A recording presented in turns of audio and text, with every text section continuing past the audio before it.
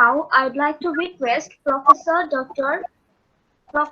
Muhammad Jahangir Alam sir to start his discussion on digital economy, looking back, looking ahead, and looking for a new path for digital transformation through digital technologies. So, ওকে, সবাইকে ধন্যবাদ।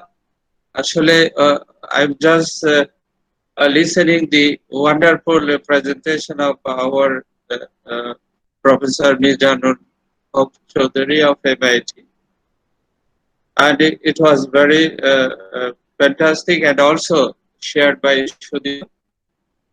And it is a great success of Bangladesh that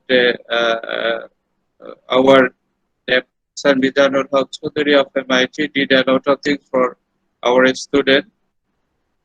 This is one example. Today we have seen the student of Russia University of Engineering Technology. So today I will be talking with all of you, sharing my ideas on digital economy through digital transformation and also using the emerging technologies. Let us see what is the digital economy. The digital economy is the activity of billions of online connections with all of us. Suppose we are people, we have businesses, we have data, and we have devices. And if we process everything, that will be the digital economy. That means all the activities, people are there connected, business they are connected, data we have used data, we have devices, and if we process everything, and that will be the your digital economy. Digital economy is not for a country, it is a for global digital economy, and we are the people. We have to be trained up for that digital economy. How we can achieve the digital economy for a globe? So we are the people. We have to train up.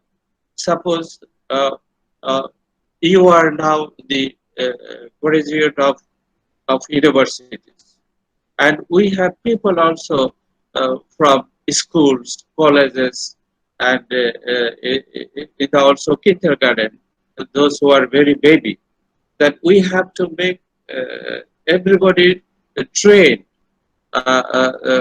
through a transformation, and that is the digital transformation. How this digital transformation will be can be done using the emerging technologies. This is the fundamental thing I will be teaching to today to all of you, and hopefully uh, uh, the world is moving now in that direction. So digital economy refers to an economy that is based on digital transformation with emerging technologies. What are the emerging technologies? We have many emerging technologies, but at present the world is leading the artificial intelligence, big data, Internet of Things, the cloud computing, 5G mobile network, quantum computing, and nanotechnology. These are the emerging technologies. And through this emerging technology, we have to go for digital transformation to train our people.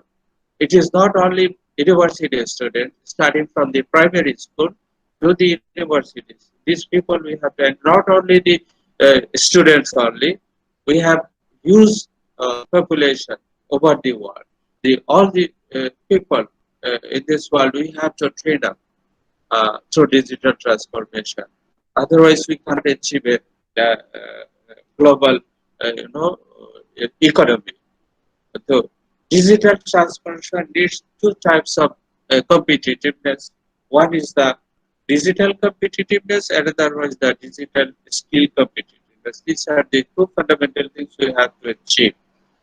Digital competitiveness means through the emerging technologies, how a country, a university, or individual people are competitive to deal with the emerging technologies.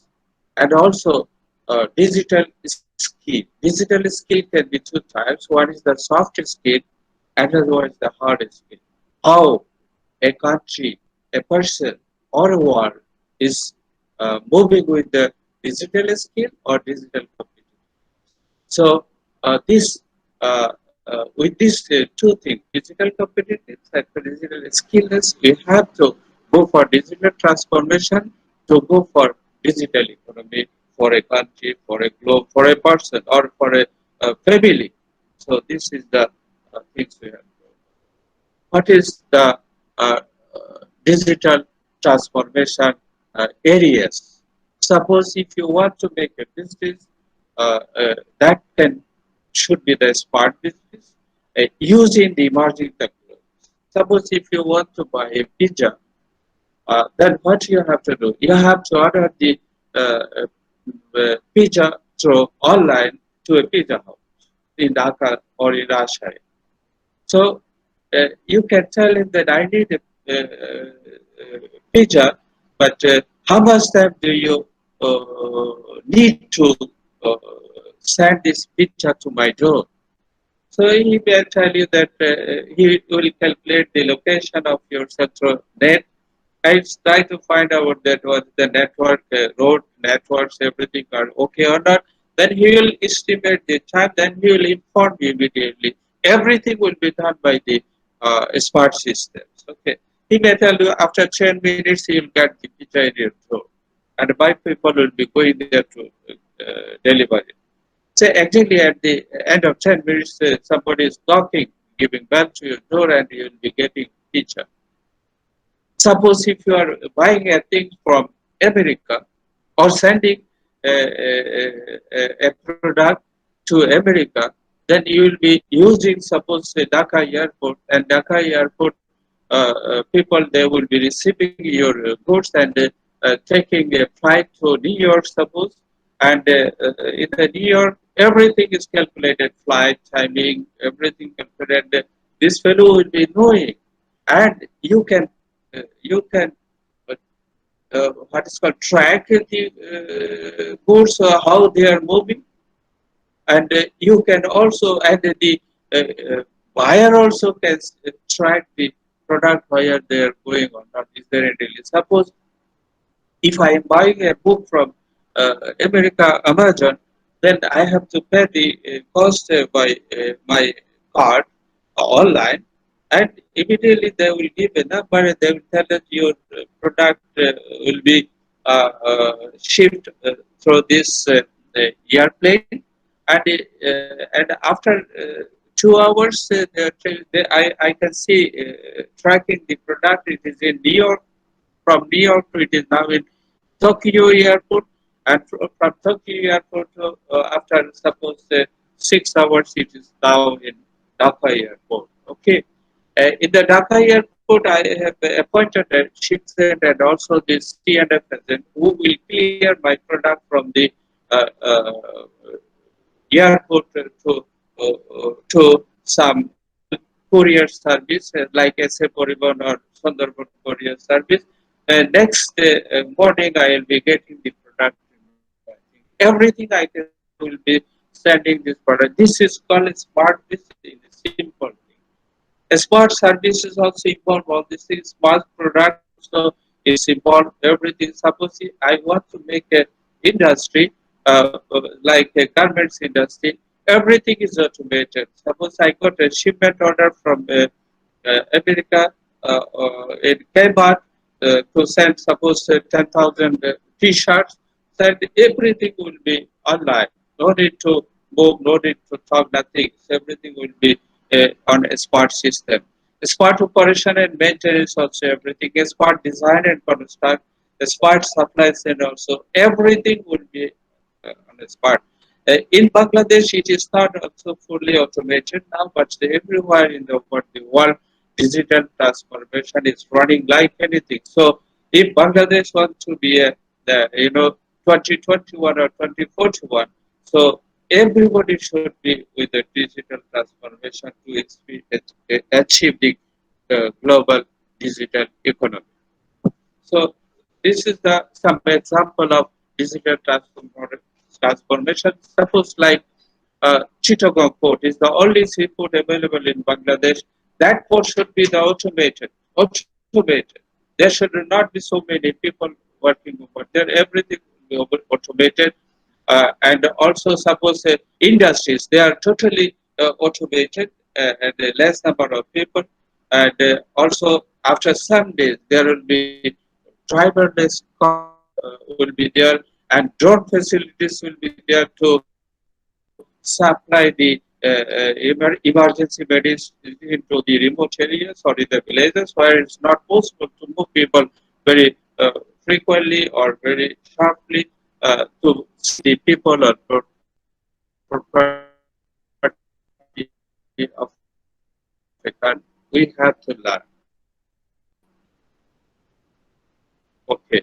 Digital transformation, as I explained to you, that garments factory, if you want to sell something, then there should be an order from outside the country, and you have to buy the cloth from suppose China because Bangladesh is not producing the cloths. So you have to buy from the China. So you have to pass the LC letter of credit to buy the thing from the China, and these cloths will be coming to seaport or Dhaka airport, and you have to receive this thing to your factory, and your workers will be stitching.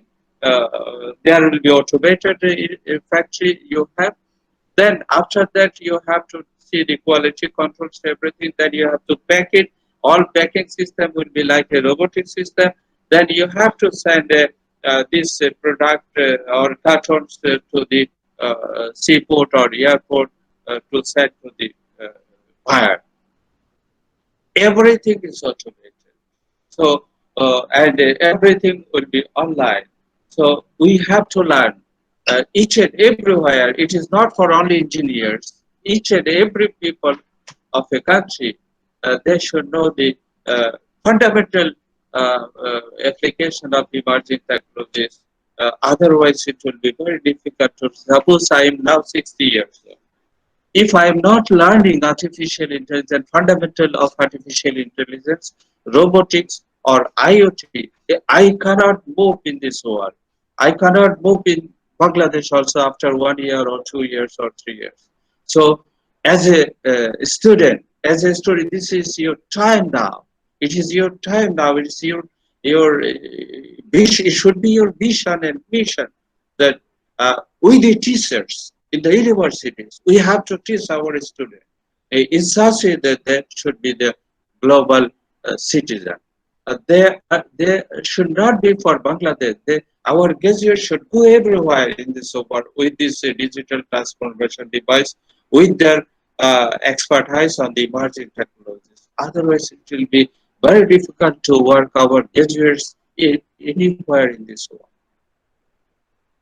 Okay, this I explained to you. Suppose if you have a factory suppose having in the gate you have sensors. Each and every places of the production system they have the sensor getting the data and send it to the server and send it to the cloud. So anybody can see from anywhere. Suppose if you are running an industry, you need not to be sitting in the industry inside. You can be in your house or you can be anywhere in this world. Then you can learn today how many pieces of goods produced from your industry and how many pieces of goods you are shipping to the warehouse, how many of the products you are sending through ship, or some of them they are sending by plane to some other country and earning money. And when this product is going to the supermarket, there they have also sensors. There, how many pieces they are selling, how many pieces they need still again to order you. Everything is cloud based. Everything is because everything everywhere they have sensor collected the data throw into the cloud, and you can see, and everybody can enjoy, and all system, all processes, all are digital, and so they are called the digital transformation. Okay, now the So digital transformation needs two things. One is the digital competitiveness. Suppose how I am competitive in the market, and also another one how I am the skill. So one is the digital competitiveness. I have to build up in my career, and also I have to skill. uh, our Professor Nijan explained to you that to develop the skillness, there is only one way that you have to, if you want to be skilled for something, you can utilize the ISS system. ISS system. And if you want to digitally competitive, you have to be well trained up from your childhood, from the primary school, and only in the university level you will learn this thing. It's not uh, advisable. It is not possible also. So you are now in the university level. After graduation, you have little time now to be a digitally competitive person, and also to develop the skills for to move around this world, digital world. So in this case, you can see this what is called bar diagram. Here you can see the production and operation system need. They are still least digitally competitive, but needs a huge what is called digital competitiveness in the production and the operation system. And also you can see software development.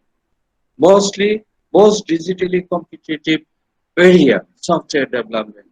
Suppose digital infrastructure information system also is the most digitally competitive one. So, seeing this one, you can imagine how much you have to work hard to be a digital competitive person in this world. You can see that the 2019, there is a digital competitiveness ranking over the world. In 2019, the USA is the number one digitally competitive country. Second one is the Singapore. Third one is the Sweden. Third one is the Sweden. There are many other also. I got with that one. Sweden. Why they are third digitally competitive country. They are giving a stress to the renewable energy, smart grids, electric grids, water, waste to energy, and sustainable construction. These are their major focuses as they are third in the digital competitiveness. And Finland also in the digital index, they are 76% of their population in Finland. They have the basic digital skillness. 76% of their population in Finland. These are the two countries. One is the Sweden is the third in the digital competitiveness. Singapore is the second. The US is the what we should be because we are here. We are learning the things, but what we should learn that we have to start from now. And we, the teacher, we have to learn to teach our students. We have to learn as a teacher of a university or a school or a college. We have to learn as a teacher that to teach our students to develop their digital competence and also the digital skill. This is you see that what type of companies they need more digital competence. You see, middle-sized enterprises needs digital potential. They have the digital potential. Middle-sized enterprise is still okay. Large companies they also have, but middle-sized enterprises they need more digital potential. And here you can see another sector-wise manufacturing. That means industrial sector is the 78% they need digital competitiveness because most of the industries they are going for automation, not is in Bangladesh, everywhere. If you are going for automation, you of course you have to utilize the all emerging technologies over there. Without emerging technology, you cannot go for automation. So we have to learn. Suppose if I am a civil engineer, suppose. And if I want to develop my digital competence on civil engineering, I have to learn the emerging technologies. So why? Because if I want to go outside to work somewhere in the construction industry, robots will be working over there everywhere. Underground construction, robots will go there because I cannot go there.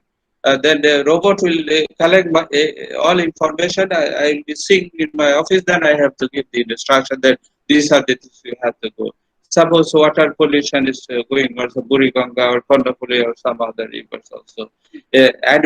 We cannot go there. So we have to put sensors over this sensor will collect the information, send it to the cloud, and I will be getting all information sitting in my office or anywhere in this world. So then I have to instruct the people, those who are the controlling the pollution level of a river. Then they should instruct immediately go to the side and catch the people, those who are making the pollution of rivers. So these are the things. Suppose manufacturing is the crying need now. Those who are mechanical, electrical engineer, telecommunication engineer, or computer science engineer, they are very much should be equipped with the digital computers if they want to work in the manufacturing system. It is not only the garments or seabed or some other things. If you want to work with the some outside the country, suppose car manufacturing plant, automated car manufacturing, then you have to know all the emerging technologies in your hand. Without emerging technologies, automation cannot be there. Suppose there is another one is there highly need is the education. Now you see that before pandemic, we are not able to collect such, so many students, so many participants there. They have to come physically to attend a lecture. Now Mizan sir is giving lecture from MIT. You see from America, and we are enjoying here, and he's giving his total vision and mission how 365 X 365 will be helping us in the coming days, and our students will be benefited, and they will be the tiger for the next generation. So these are the things. Suppose electricity, gas, water supply, you need still need more digital competitiveness also. Singapore is the in Asia. Singapore is the number one digitally economy and also digital competitive in Asia. Let us see one video.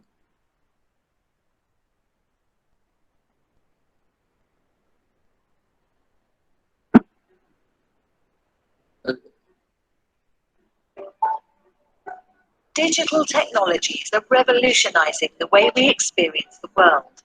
Finland is at the forefront of this revolution.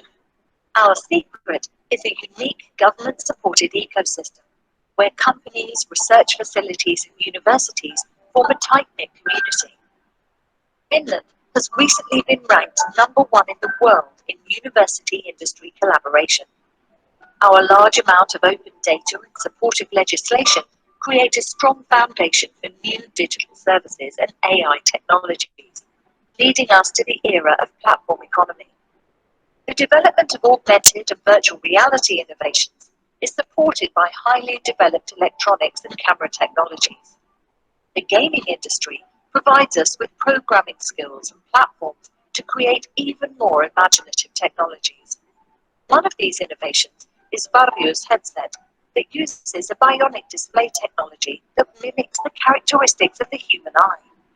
It lets you see things in the virtual world just as clearly as you see them in the real world. VR and AR technology in the future will revolutionize the way that people use technology. So instead of using a computer merely through a monitor, you can actually step inside the experience, and it's all around. The Finnish critical communications are among the fastest and most reliable in the world. Our authorities form a strong network together with an innovative cluster of businesses and are quick to adopt the latest technologies. F-Secure is one of the leading experts in cybersecurity, both in Finland and internationally.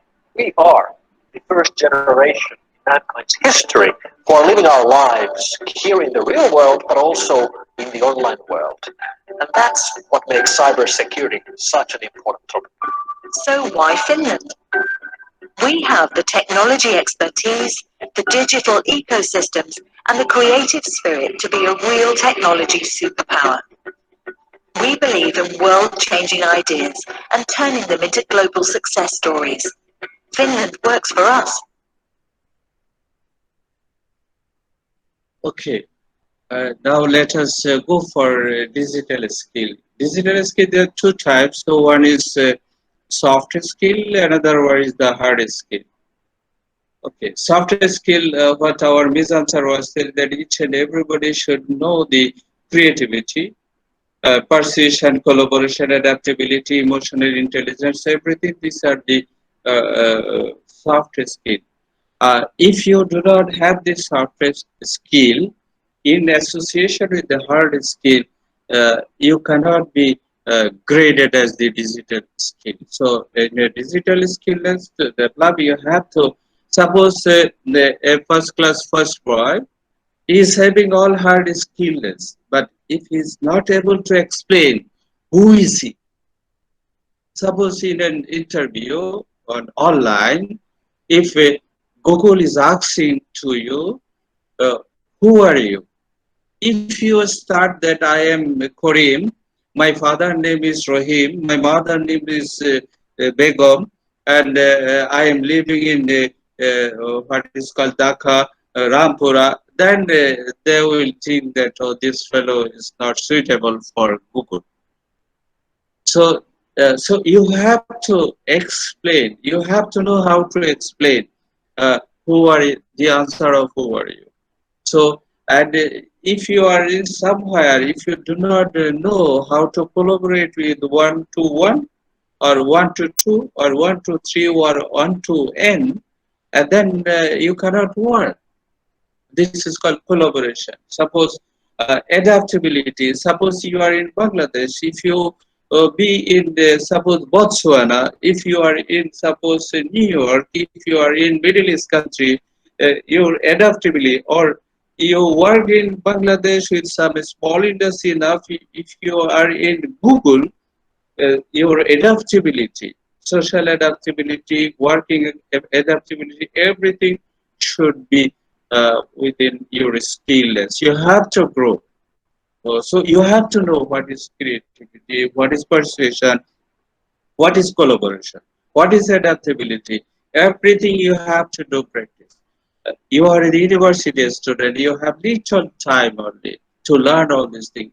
And hard skill means suppose artificial intelligence, cloud computing. These are all your hard skill.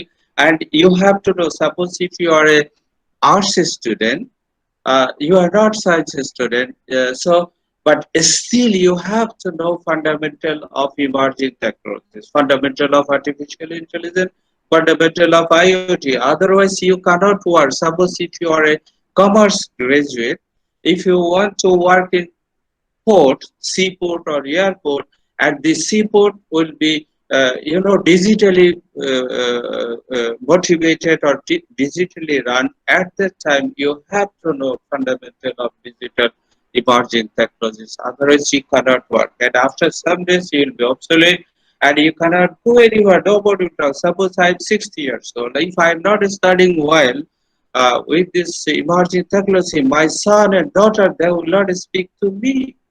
And my wife also will not speak to them if they are very skilled on soft and hard skill. So I will be not digitally Jahangir Alam, and I cannot survive anywhere. You can look at this slide. Which skills make a people most employable? It is not engineer.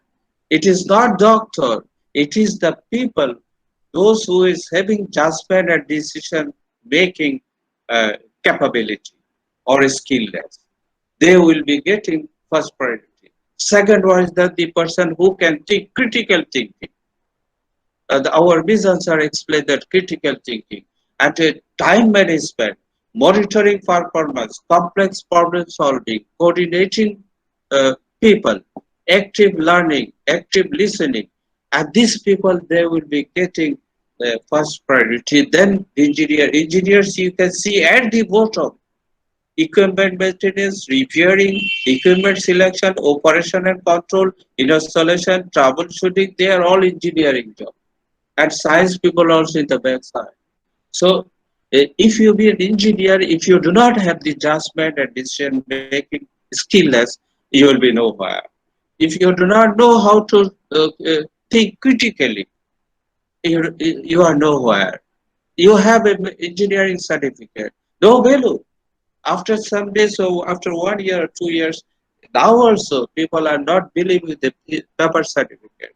They will be believing only the digital skills, both soft and hard skill, and also this digital competitiveness related to emerging technologies. Related to emerging technologies. Otherwise, we cannot go anywhere. Okay, now you can see that some of the example. Uh, we have seen that Sweden, they are number three digitally competitive country. So what India did, India and Sweden make MOU to train their people. Okay, this is one thing. Another one, IIT Bombay Law Club makes record placement of 435 students in just 3 days. How? So universities, colleges or schools, they should have collaboration with industries. So you can send your students to the industries for internship or at site seeing, doing, learning. At site doing, seeing, learning. Because universities, they cannot afford 100 crores taka, 200 crores taka or 1000 crores taka to make a laboratory like industry. Industry, they are the live laboratories for students, for teachers. Teachers should go to the industries to learn the things to teach their students. And once you have collaboration with the universities and industries, you can send your students over there for internship or learning the things, seeing, doing, and learning. And suppose if you want to be a CEO for a big company, chief executive officer, you have to learn, of course, soft and hard skill. Okay, so what you have to do, you have to learn the leadership skills, motivational skills, planning skills, recruitment skills, and also the financial skills. Suppose if you are a engineer or a doctor, that certificate will not know if you do not have the leadership skills. You cannot move. You cannot be a CEO. And if you do not have motivational skills, you cannot be CEO. If you do not have a planning skills, you cannot do. And if you do not have a recruitment skills, you cannot be a CEO. And similarly, financial skills also you should have. Now, the gap between what we are learning in the universities and what we need in the digital world. Digital world need digital skills, soft skill and hard skill. But we are teaching our students in the universities, school and colleges. There is a big gap, big gap. The graduates coming from the universities or school or colleges, they are not fit for the digital world. So what we need?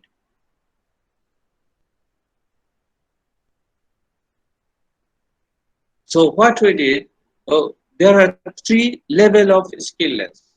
What is the basic? Suppose a student of arts, he should have basic skillness for this emerging technology. Basic skillness he should have. Others he cannot move, he cannot work, he cannot go anywhere.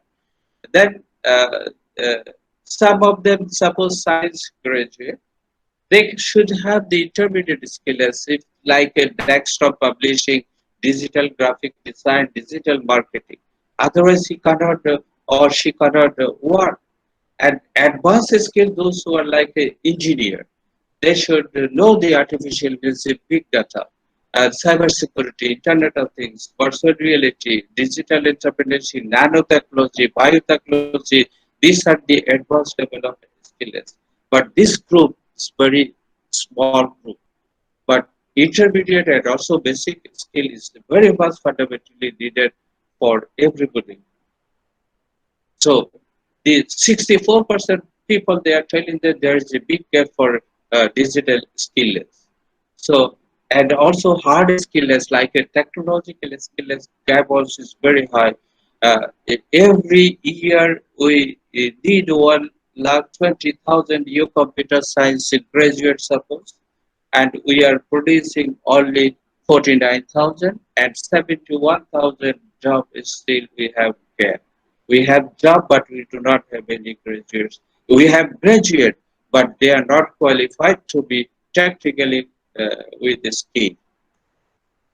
And uh, over the next decade, 3.5 million manufacturing jobs likely to be needed over the next decade. 3.5 million. So we have seen that manufacturing is the sector, because all manufacturing uh, sectors will be automated using emerging technologies like IoT, artificial intelligence, robotics, everything. So 3.5 million. If I want to register or if I want to be a member of this job seeker, I have to know the emerging technologies and to get digital skills and also the digitally competitive. Otherwise, nobody will give me the job. Google is trying or helping people or countries to develop the skills both for digitally and also soft skill and also the hard skill. Each and every country, they are taking the help of through online or offline or at side or offside. They are helping people to make people at least the younger generation to be skilled. You can see these are the emerging technologies, how they did. You can see uh, approximately all of these emerging technologies, they need, they need people. There is a big gap. They need people to be trained up with these emerging technologies. Otherwise, this global shortage or gap will be there, and it will be very difficult. Now, how to suppose we have many engineers or doctors or financial sectors or commerce graduates, but they do not have skills. How to do it? By training. By training, we can develop the skills. Suppose our visions are developing the STEM X365. Now he is doing a lot for our graduating students, and he will start again for school going students or college going students. What should be the condition for our existing engineers or doctors or our people in the country? That's why again we have to start another training center for our employer, those who are working in the government sector or private sector. That is needed by training. That is also is very. You see, uh, Turkey uh, to go with the fourth industrial revolution. What they did, their uh, president, uh, uh, their president decided to train their people. To train their people, initially they have started to train their existing people for 40 factories. To go with the fourth industrial revolution, they opened tech centers. Tech centers. So what these tech centers will teach their people from the industries. They will teach them all fundamental emerging technologies, right? Robotics, artificial intelligence, everything. Total automation of an industry using the emerging technologies. So lesser can be done.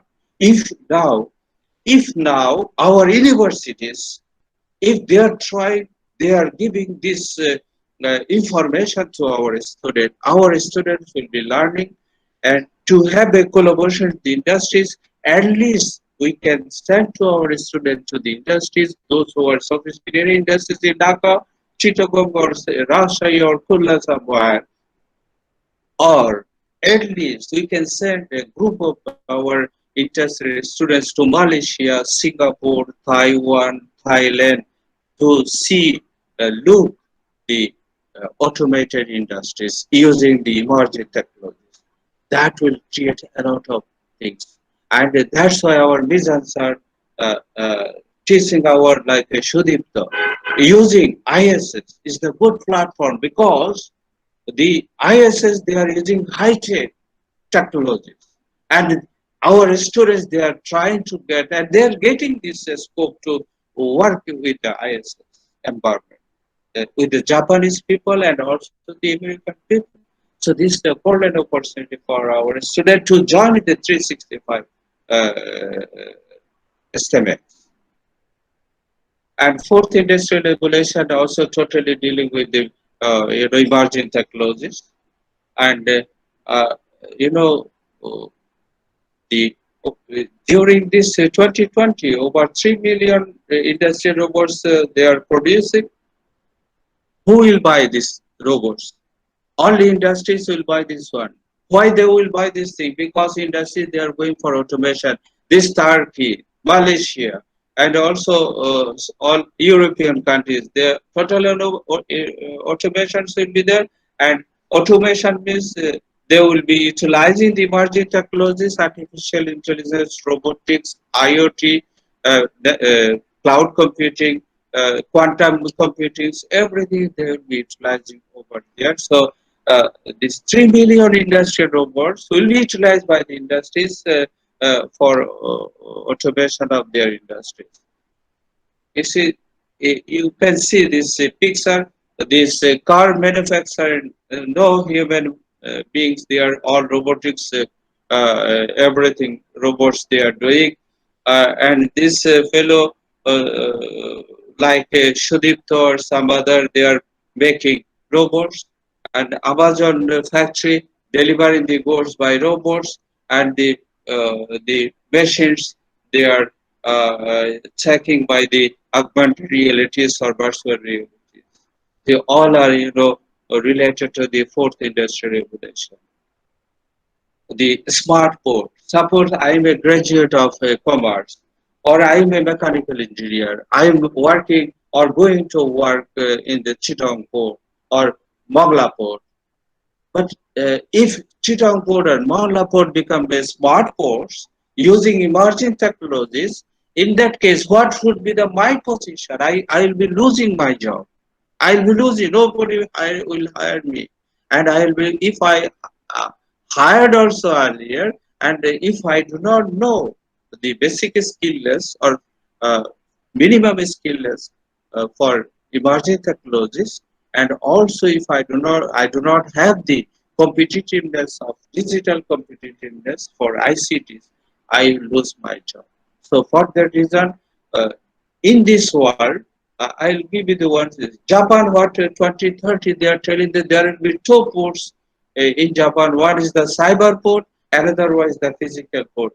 They have now physical port.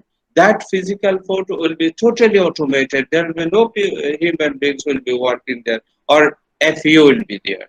But and when the vessels or ships will be going to the water, it will be like a cyber port. So there will be two ports, a smart port, one is the cyber port and physical. This is Japan will be making by 2030. And how they are making this smartphone will be connected with the people, with the business, with the information, and with the space or devices and with the processors. So in the first slide, I have mentioned you that digital economy is connected with the people, connected with the business, connected with the data, connected with the devices, connected with the process, and it will give us the result. So what the Germany is doing, Port of Rotterdam invited IBM to make a total digitization of the Rotterdam airport using the IoT. So already it is there. Rotterdam in the port in Germany invited IBM company to make a total digitization, multi-layer digitization using the IoT to run their uh, port. And after some time, Chittagong port also may be like this. And we are making many ports in the Maheshkali also in the deep sea. At that port also, there will be making with the digitally, fully digitally smartphone. In that case, if you, some of you are getting graduation from here, if you do not know about the emerging technology, how the port will be running, you will not be getting the job. So in that case, we will be losing, and some other country people will be coming here, they will be joining here and will be running the port. If you see, most of the now electric power station and the transmission and distribution system became automated now in Bangladesh, and using the SCADA software, SCADA system. So if you are not able to develop your skills on the emerging technologies, SCADA is using IoT and so many things for their general. Because if I am the chairman of suppose PDB, Power Development Board, I don't need to hear from somebody. If SCADA is there from my house, I can just monitor that this power station is producing 10 megawatt of power, and this is producing 20, 30 or 100 like that, and how much consumption is going on domestic level, industrial level or education level, everything in my laptop or in my screen. I can see this one. This is totally dependent on automation. Automation is totally related with the emerging technologies. This is also a smart grid. Nowadays, Bangladesh is jumping to this smart grid because there is a electric production from the water, electric production is from the solar, electric production from the fossil fuel, electric production from the gas. So combining everything, going to the grid, and grid is a smart one. Suppose we are producing, suppose 100 megawatt power from a sector, and it is a smart grid. And now at night time, the education institute like primary school or high school, colleges, they do not need any electricity at the night time. That electricity will go for emergency facilities like a hospital or other sector, and in the residential area also. And also, if most of the electricity will be sent into the industrial area where you can run the industries also, for export oriented industries also. Now, the all electric system will be under the smart grid through automation. This is also another example. All water, producing in sectors like sea washer, Chittagong washer, Dhaka washer, Rajshahi washer, Khula washer. So, being a chairman of Chittagong washer, we are now making all of our treatment plant from source to the distribution level. We are making all automated using SCADA software, so that as a chairman of sea washer, I can sit in my house and tell everything and see everything, and instruct the engineers or people, those who are working at site, that these are the things we have to. I can see also the quality of water also in the intake level, how treated water giving us the quality water or not, and also in the household water so that during transmission period, if there is any contamination in the transmission line, then we can also trace that these are the things we have to do. Another sector is there in Bangladesh. For Bangladesh, it is one example. Total foreign currency earning source is from garments. These garments factory, day by day, they are going for automation. Automation. It's like industrial automation. So we have the people over there, but they are not skilled people. They do not know how to work with the robot. They do not know how to work with the automated what is called equipments, automated equipments. These equipments will be running with the robotics. This is a traditional garments industry in Bangladesh, and you see now after the industrial automation, the sewing machine doesn't need any sewing operator, and most of the textile mill or this cutting machine, they do not need any people. If you have this computer operated everything, there will be softwares and automation, everything there, then people, we do not need any people. You can see that Georgia Tech University, they are telling that your next T-shirt will be sewing by sewing robot. Robot will be sewing your next T-shirt. This Georgia Tech people, hopefully within this year it will come to us. Now let us see a video of garments industry. বাংলাদেশের পোশাক খাত শ্রমঘন শিল্প হিসেবে পরিচিত। এর মূল চালিকা এখনো জনশক্তি, কিন্তু এই ধারণা থেকে ধীরে ধীরে সরে আসছে বাংলাদেশের পোশাক খাত। কারখানায় ইতিমধ্যে ব্যবহার করা শুরু হয়েছে স্বয়ংক্রিয় মেশিন। অটোমেশন হিসেবে পরিচিতি পেয়েছে এই প্রবণতা। একটা স্কোয়াডারের ব্যাকপ্যাক তৈরি হচ্ছে এই মেশিনটাতে। এখানে মেশিনটা যেভাবে আপনার নিডল বেডের উপরে ক্যারেটটা যাওয়া আসা করছে, সেম কাজটা আগে ম্যানুয়াল মেশিনে করা হতো। তখন একটা অপারেটর ম্যানুয়াল মেশিনটা ধরে নিচে মেশিনটা টানছে। ওইটার বদলে এখন ওই কাজটা মেশিন নিজে অটোমেটিক্যালি করছে। তাতে আপনার প্রথম কথা হলো অপারেটরের যে টাইম সংখ্যা সেটাও অনেকটা কমে গেছে। সেকেন্ড হচ্ছে আপনার প্রোডাক্টিভিটি, যেটা অপারেটর আগে একটা মেশিনে যেতে পারতো, এখন কত মেশিনে 4 থেকে 5 মিটিং হয়। কোনো কোনো মেশিন 5 জন শ্রমিকের কাজ করে দেয়। 25 ডিগ্রিরও কম তাপমাত্রায় দিনরাত উৎপাদন করতে একজন শ্রমিকের চেয়ে 5 গুণ বেশি উৎপাদনের ক্ষমতা। আগে মেশিনগুলো যে পরিমাণ কর্মদক্ষতা দেখাতো, নতুন অটোমেটেড মেশিনগুলো তার চেয়ে 5 থেকে 6 গুণ বেশি কর্মদক্ষতার সাথে নতুন পণ্য উৎপাদন করছে। মেশিনে নতুন ডিজাইন ঠিক করে কাঁচামাল দেওয়া হয়, বেরিয়ে আসে পোশাক। এই যেমন সাভারে সফটেক্স কারখানায় নিটিং বিভাগ, তো সেখানে এখন কাজ করে মাত্র 22 জন। যন্ত্রে তৈরি পোশাকগুলো বোঝানোই তাদের মূল কাজ।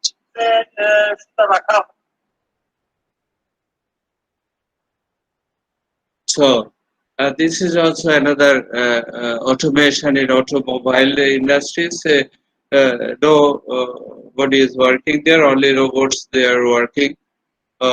And also this is a bottling factory for water, and you see no human beings are working over here. Robotic construction also, drones are using for construction, and also robots they are using for construction industry also. Automation in the construction industries, initially thousands of workers they used to work at, and nowadays it is totally automated. Maybe 10, 20, 30 people they are working over there. Then this is also another application for emerging technologies for digital economy. We know everybody that a glucometer is using the artificial intelligence to measure the sugar level of our blood, and also this time we know that oximeter is also using artificial intelligence, and we know the oxygen level of our blood, and also the pressure of we can measure from this machine utilizing the artificial intelligence. There are also stress machine ETT that you can measure all these things using artificial also machine learning. Artificial intelligence, machine learning using some IoTs also, but there IoT also here is there to measure the the poisonousness of any meat or a fish item here, and also we have biosensors to measure the what is called categorize the what is called suppose a tree can be tree juice can be utilized for production of antibiotics. So in that case we can see that whether this roots of this tree can be utilized or not for antibiotic or not. Sir, we And are running out of time. We'd like to request you to shorten your presentation. We have another speaker to conduct his session. okay. I do it. Then agricultural also is emerging technologies, robot drone technologies, and the food security for a nation using the IoT system in the agricultural sector. This family they are utilizing. One is making data, sending to the cloud, and he is utilizing these softwares to see whether his field need water, what is the moisture level of the soils, everything. There is also smart devices for agriculture utilizing the emerging technologies. Smart cities, smart villages also you can utilize IoT system, and everything you need the innovation. Innovation cannot possible with the creativity. Creativity and technology makes the innovation. If you are not creative, your soft skills for creativity is not there. You cannot do any innovation. Suppose IIT Gandhinagar students, master level students, they are using X-ray, chest X-ray, and they can tell that this patient is having COVID or not, utilizing artificial intelligence tool. And you see, we are suffering, Bangladesh is suffering from drinking water. In the Cox's Bazar or some other sea areas, we have enough water, but they are salt water. We can innovate the system to separate the salt from the water for drinking purposes. And hydrogen fuel cell, the 21st century innovation. This is that water we have. We know that water consists of hydrogen and oxygen. If you split the water into two components, oxygen and hydrogen, then hydrogen can be stored in the fuel cell and can be utilized for as a fuel. So in America, $2 billion invested by the then President Bush. Now they are telling that by 2020 the hydrogen fuel will be there, and it is there. Stanford scientists they also split the water into two components with only AA battery, pencil battery, what is 1.5 volt battery, and they are splitting hydrogen and oxygen, and the vehicles will be running with the water, with only with water. So this one video I am not going to send. It's available in the, if you go to net, write Stanford scientists splitting water, then you will get this video. This German Chancellor there. So what we have to think that the country, if you want to move for innovation, you need to have the political commitments for the top of this country, and also you need the research laboratory for innovation. Maybe at this each and every district level there should be a research laboratory for innovation, and there should be innovative research fund for the students or for professors or teachers, so that they can start the research, also innovative research. And artificial intelligent application to human body. Suppose there are 14 systems of human body. If you apply all artificial intelligence to this 14 system, you can your healthcare system will be in your had. Okay, so creating 21st century university. If we teach today the way we were taught yesterday, we were not preparing our students for today or tomorrow. So reducing the gap between the education and the skillness, we need to change our attitude.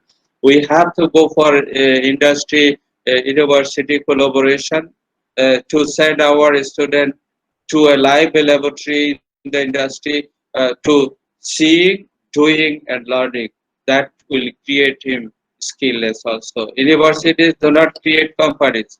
They teach the people how to create companies. Universities like incubators. So they will be created in the universities.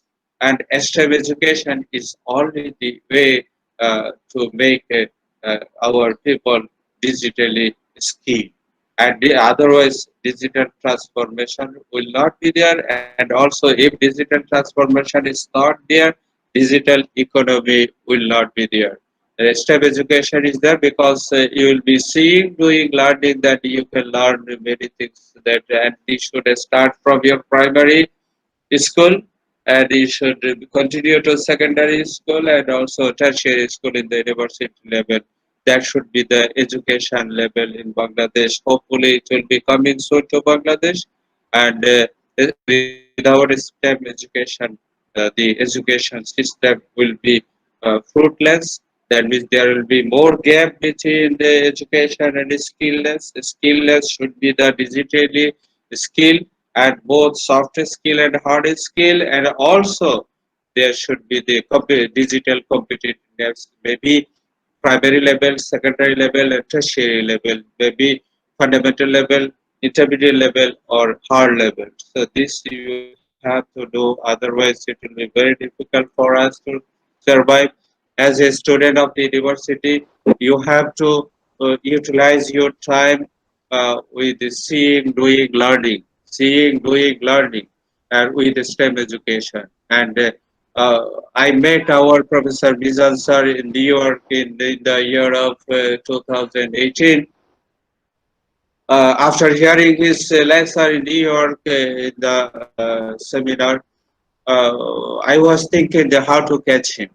Then today we are here with him.